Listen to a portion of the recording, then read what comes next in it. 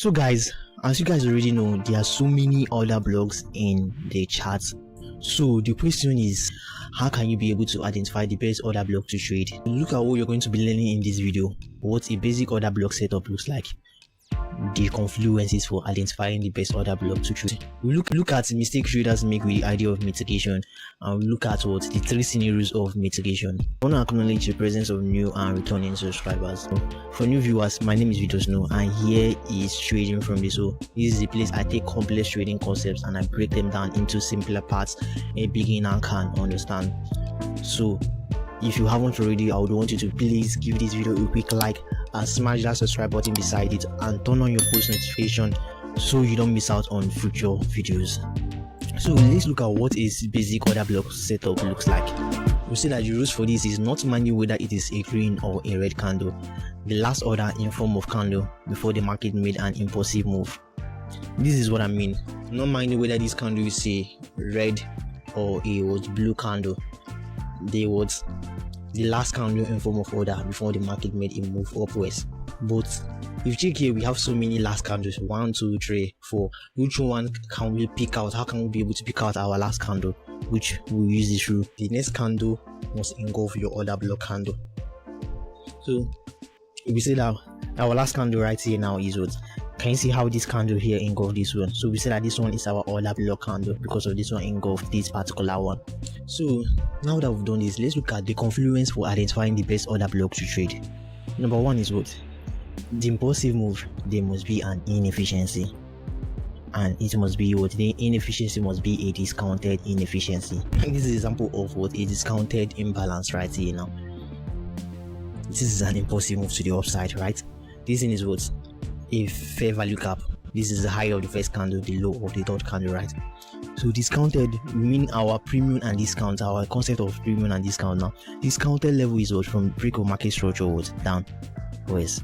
A premium level is what? Above break of market structure. That's just the basic way of explaining it. So this what? Fair value gap is located at what? Our discounted pricing.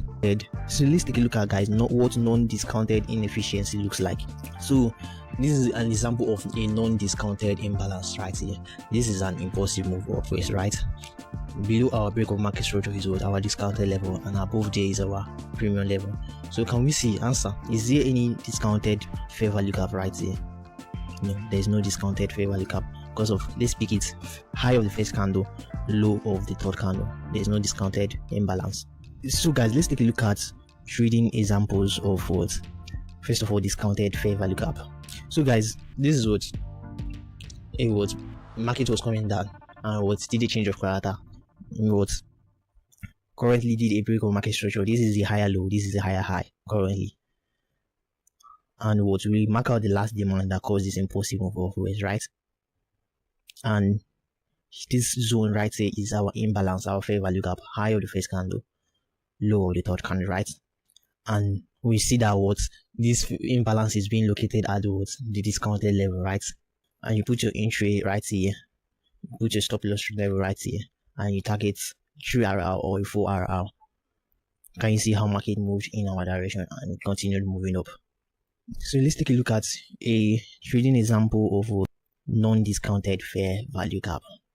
So guys, look at what we have here is what? Market is in an uptrend, break of market structure, impulsive move, higher low, higher high, impulsive move, higher low, higher high. If you check here now, we check for our fair value gap. You notice something now, that there's no discounted fair value gap right here. This is the high of the first candle, this is low of the third candle. There is no space behind between it, that is, it is overlapping. And if you see safe, there's still a fair value gap, but it's at premium zone. It means that this thing is an invalid impulsive move for us now. Also, what will we then do now? If you look at the previous impulsive move before you made this one now, you can see that there is actually what? A discounted fair value gap right here in the market. Can you see it right here? So we have now 2 points of interest. Our first point of interest here, and our second point of interest right here. If you know things about this discounted fair value gap, you will not be entering here. Rather, you use it as inducement zone in the market, and you place your entry right here in the market. Stop loss behind it. Let's see how market reaction to each one of these. Can you see how market got to this place now? And market is what people will try to buy, reacting off that level. Can you see how market broke off that level right there in the market? So can you see how market would clear this level, so we'll tap in here, and you should be getting in here, your stop loss below here now, and you target what a 3 to 4 RR, and you see how market went in your direction. Market took out this non-discounted fair value gap as what inducement area in the market. Let's look at the second confluence for identifying the best order block to trade. And before that, if you're getting value from this video, I would want you to please give this video a big like and smash that subscribe button and turn on post notifications so you don't miss out on future videos. So our second rule is what the order block must be unmitigated. Let's take a look at what an unmitigated order block looks like and what a mitigated order blocks look like. So this is an example of unmitigated order block. After market made a break of market structure, we believe that market should return back here and we enter downwards.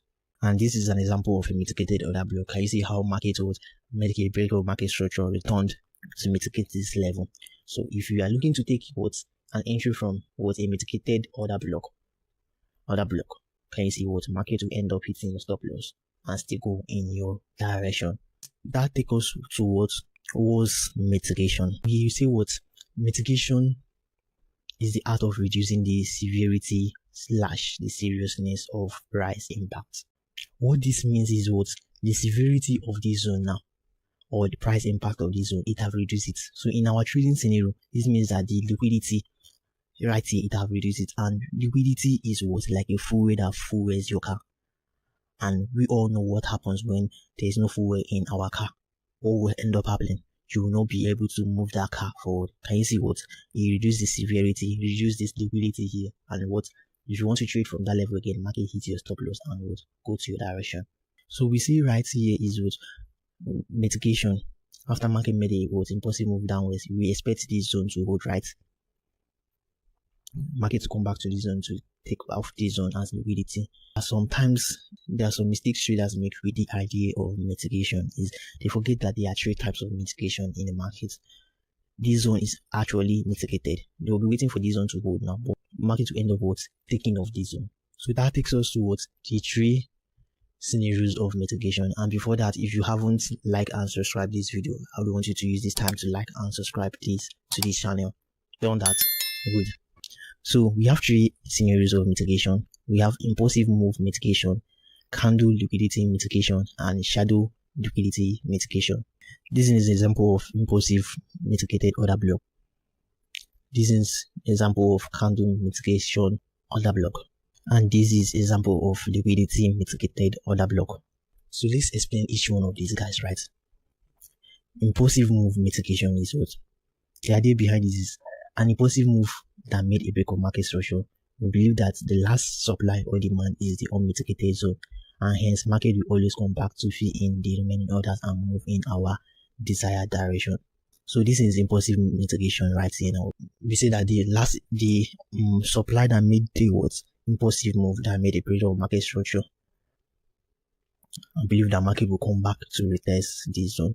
This is all good until you realize that here have been mitigated. This takes us towards second type of mitigation, which is what candle liquidity mitigation. Is the type of mitigation that occurs before an order block that created an impulsive move. Orders are already taken with a candle before it created the impulsive move. This is what I mean now. We believe that what market will come back here to retest this zone. But you see that here is our order block candle, right? This guy engulfed this guy. Can you see that this zone have been mitigated by what this candle right here? So if you are still waiting for this market here to hold, what market you give, this thing is like a +2 type of setup rather than a +3 type of setup. What will happen is market will what, first of all make a reaction there, try to what calm down, but what will induce, there will be an inducement and market will take you out. So let's look at the third type of mitigation, which is shadow liquidity mitigation. This occurs when the last three candles after the order block candle that has been selected overlaps. So this is shadow mitigation now. This is our order block candle, and we know this because of this particular guy engulfed this one now. So if you count what 1, 2, 3, this is what the high, the low of your first candle, and this is the high of your third candle. Can you see that there's no gap between two of them? They are overlapping. it means that this order block right here has been mitigated. This is the example of a non-mitigated order block. Can you see now? This is our order block candle. We count 1, 2, 3. This is what the low of the first candle, and this is the high of your third candle. Can you see that there's a gap between it? It means that this order block is clean, hasn't been mitigated at all. Can you see here what is your order block candle? Count 1, 2, 3. This is the low of your first candle, and this is your high of your third candle. Can you see there is no gap? This is different between what the two types of mitigation. So guys, now that we've learned everything, let's try to combine everything that we've actually learned here. And before that, I would want you to please give this video a like and a subscribe and turn on that post notification if you haven't. Have you done it? Have you done it? Good. So now, what can we see right here in the market is what break of market structure. Break of market structure. Market tried to induce these guys now to go up, but later what made a break of market structure. So we are coming down, right? Question is, how can you know the best order blocks to select right here to trade? First rule that we use in this video is what discounted imbalance. Can you see that this is below what here is what discounted level? This is our discounted imbalance. This is a right impulsive move to trade. Good. So we have the first POI, second order block, and third order block. Which one should we actually select here? We use the process known as elimination, using everything that we've learned in this video. So this is our order block candle. This is the low of the first candle, and this is the high of the second candle. Can you see that it has been mitigated, right? Good. So this order block will give it just a +1 setup to trade from. This is our second order block, right? You count 1, 2, 3. This is the low of the first candle, and this is the high of your third candle. Can you see that this guy right here has been mitigated? So you give this one also your +1 setup to trade. Then this is your last order block right here to trade. You marked it out, and you 1, 2, 3. This is the low of your first candle and the high of your third candle. Can you see that below here now it hasn't been mitigated right here? There is a gap between these two right here now. There is a gap between the now. So we'll give this order block a +2 setup to trade, and you make your entry from here. Stop loss above that level, and you wait for market to come back here to test it. When market got to that level, can you see how market made a switch immediately? They even add another candle, made a switch to our take profit level, guys. And after even we got out, market continued going down. So the idea behind mitigation is it is used only once now. Now that this level, we've used it now.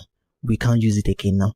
Remember something I talked about mitigation? It has reduced the severity or the seriousness of this level. It has reduced the full wear right here now. So if you try to sell from this mitigated zone, this is what a -1 type of setup to sell from. So if you try to sell from there, you see how market will hit your stop loss level and go to the downside.